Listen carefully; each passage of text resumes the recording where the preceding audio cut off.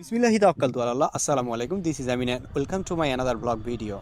আমি আপনাদেরকে বলেছিলাম, যেহেতু আমি শিক্ষক মানুষ, আমার জীবনে কোন ব্যাচটা সবচেয়ে বেশি প্রিয় ছিল।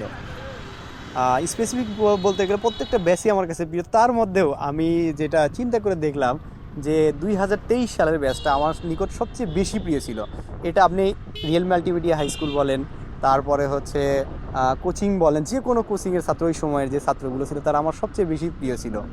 মানে তারা আমাকে এখনও যেভাবে মূল্যায়ন করে, যেভাবে আমাকে মানে সম্মানের চোখে দেখে, যেভাবে আমার সাথে মানে ইন্টারেক্টেড বা কানেক্টেড যারা আছে, মানে আমি কি বলবো, এরা আমাকে এত ভালোবাসে আর তাদের কাছ থেকে আমি এত ভালোবাসা পাইছি। আমার যে বন্ধুগুলো আছে তারা তো অনেক দূরে দূরে থাকে, তাদের সাথে আমার খুব কম কানেক্টেড হয়, হয়তো বা মানে ইন্টারনেটে কানেক্টেড হয়। কিন্তু এদের যে ব্যাচটা আছে, এই ব্যাচের সাথে আমি বেশি কানেক্টেড। এটা ফিজিক্যালিও বলেন, ভার্চুয়ালিও বলেন, যারা দূরে আছে তারা মোটামুটি আমার সাথে এইভাবেই কানেক্টেড আছে। এই 2023 সালের ব্যাচ, এই ব্যাচকে আমি ভুলতে পারবো না, হয়তো বা আমার আজীবন মনে থাকবে। আমি যতদিন বেঁচে থাকবো এই 2023 সালের ব্যাচটাকে আমি মানে একেবারে আমার জীবনে স্মরণীয়।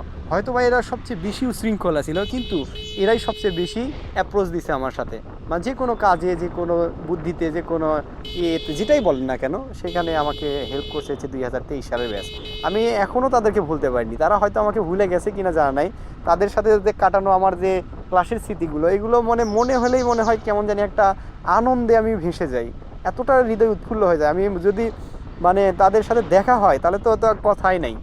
ঠিক আছে, তারাও যেমন আমাকে দৌড়ে এসে জাপটে ধরে, ঠিক সেই রকম আমারও মনে হয় তাদের সঙ্গে যদি আবার সেই ক্লাসগুলোতে ফিরে যেতে পারতাম, খুব ভালো লাগতো।